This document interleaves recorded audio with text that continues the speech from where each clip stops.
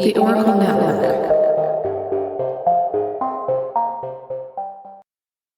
We have an active shooter. We have an active shooter inside the warehouse.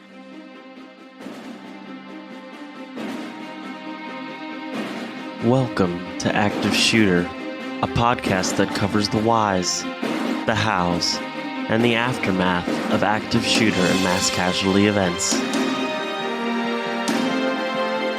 have an active shooter in the building. A second call says they are being attacked. I've been shot. 1692 means we got shots fired. 4:15 ASF. Route 91 sounded like an automatic firearm.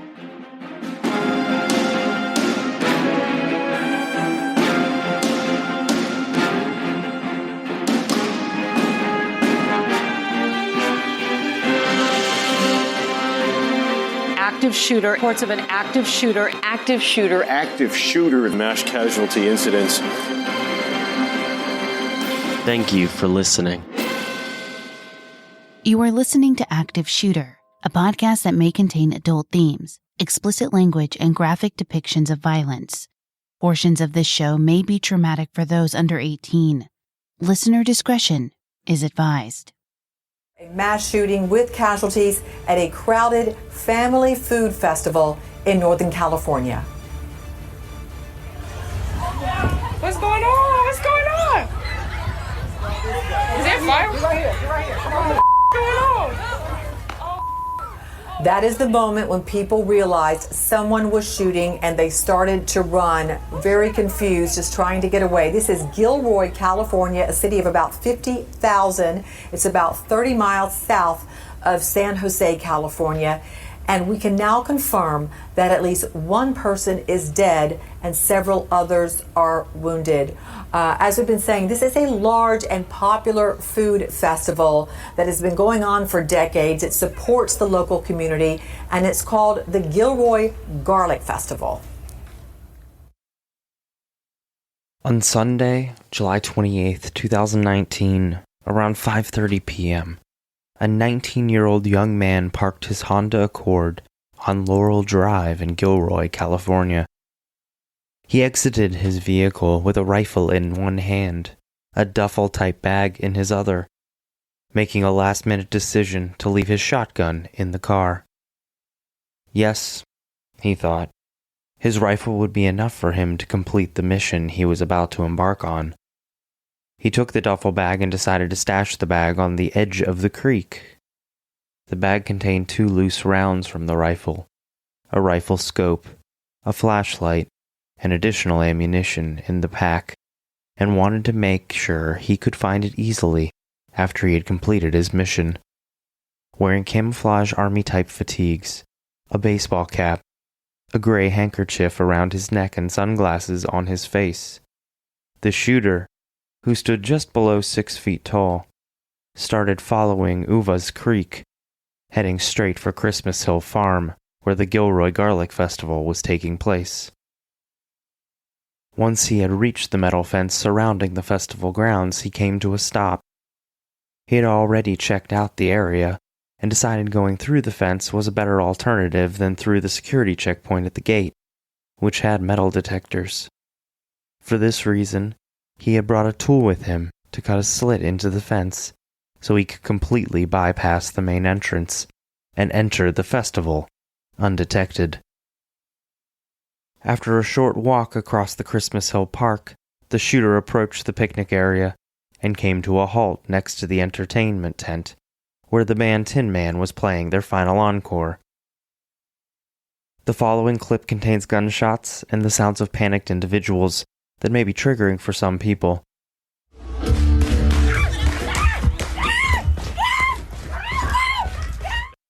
The lead singer of the band reported he heard someone yell out to the shooter, "Why are you doing this?" The shooter violently responded with, "Because I'm really angry." There was a thin black skirt hiding us from the shooter, but the breeze was catching it and flipping the bottom of it up. If he sees us, we're sitting ducks. We're just all laying there on our stomach. Oh, he would have gotten all of us easily. People were screaming and yelling. There was a policeman, I could tell by his voice, very authoritative voice, I have wounded. medic. The police did an absolutely fantastic job. If they wouldn't have gotten there that fast, there's no doubt in my mind that guy would have killed many more people. Witnesses would later describe seeing a man who looked older than his young 19 years of age. The shooter raised his rifle and started firing the weapon, seemingly at random. Me and Chico here, we were cleaning, we were working in the vendor area. We heard pop, pop, pop. And I said some idiots firing off firecrackers. About what, Chico, about a minute later, we heard pop, pop, pop. And then I saw the guy running with the gun shooting at the crowd watching the concert. Victims of the terror at the Gilroy Garlic Festival who survived stated in interviews afterwards that it was obvious the teenager was comfortable handling and firing the gun. As bodies were falling to the ground and people were fleeing in a mass chaos, the gunman would continue pulling the trigger, firing 39 shots in total. We were working the festival. So tell me what happened. Well, we were about to start our shift and we thought we heard firecrackers. And so the other people were just sitting there waiting for our shift to begin, and it stopped, and then we heard some more firecrackers in a different area, and then we start seeing everybody run. Yeah. And then we said, oh my gosh, people are running, this is something. And we had security, armed security there too. And then they just got all of us, and we went inside the trailer and hunkered down for quite a while. And then if you were to ask the shooting victims and survivors how long the gunfire lasted, most would probably say minutes, if not hours. Time had stood still. Never would they believe the sounds of gunfire had only lasted 60 seconds. Very quiet. He didn't say nothing, not a word. They didn't even look side to side, didn't look anywhere, straight ahead, and just kept walking towards the tent and shooting. That's all he did. Due to the large volume of festival goers, there was already a heavy police presence at the festival. Within 60 seconds, the three officers fired their service weapons at the shooter, engaging in gunfire and bringing him down to the ground. Questions that were asked, regarding the security and the way that we manage and monitor it from a law enforcement and public safety perspective, is that we have police personnel on site the entire time of the festival. We actually create a police compound where we have a command center, a booking area, all the things that you would need to run a major operation like this. The officers are deployed throughout the park, and they're assigned to different regions of the park, so they're spread out. We don't have officers all in one spot. When this call came in, the shots being fired, the closest team of officers responded immediately. They were there and engaging the suspect in less than a minute. The police had thought that they were the ones to finally eliminate the threat and killed the shooter. A few days later, the coroner's report would say that the gunman had actually been able to put the gun to his head, pull the trigger while on the ground, killing himself. It came to my attention this afternoon that the coroner's office had released a cause and manner of death of the suspect in this case. And when they do that, it doesn't mean they have the whole report done. We don't have a lot of detail. They draw a conclusion. In their preliminary determination of the cause and manner of death is a self-inflicted gunshot wound. And I wanted to address that at least briefly. So when the shooting occurred and our officers ran to the area the shooting was occurred and they engaged this suspect, the suspect immediately changed his fire from the crowd towards the officers. And as they were engaging in gunfire, our officers did fire multiple rounds at the suspect. I do know that the suspect was hit multiple times by the rounds that our officers fired, which put him down. But it appears now with that ruling on the cause and manner of death that once he was down, that he was able to get a round off and he shot himself.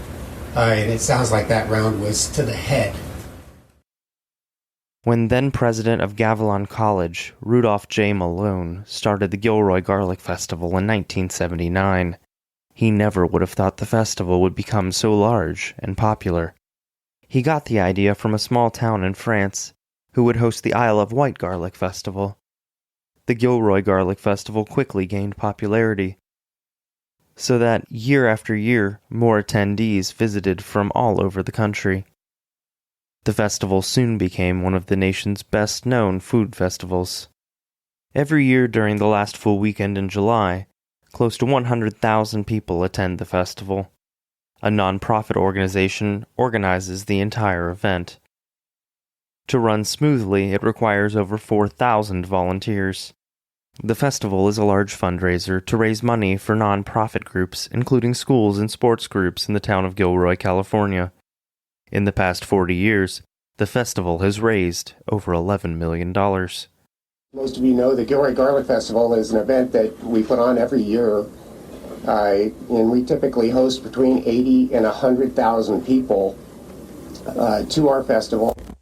It takes several thousand people a day volunteering to make this festival work.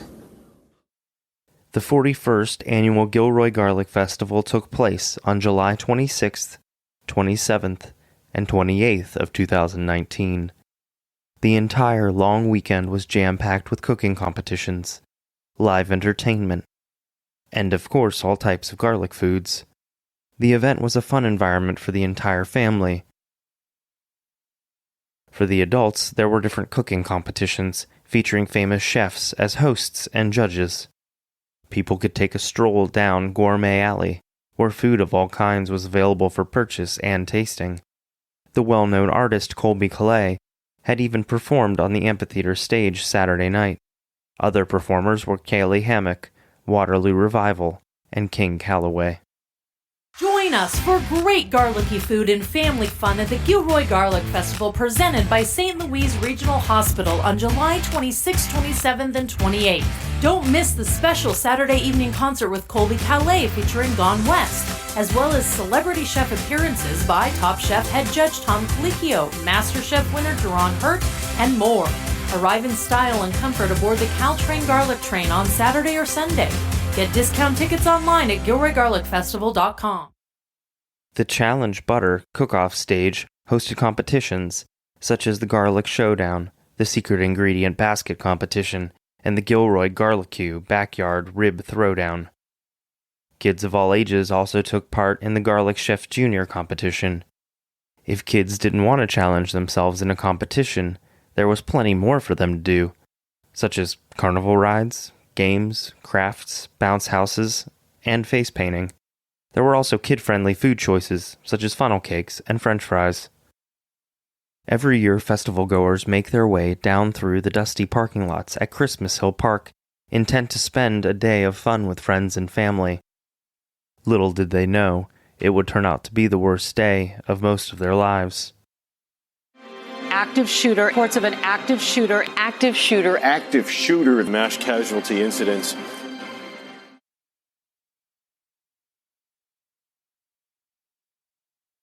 Active shooter. Reports of an active shooter. Mass casualty incidents.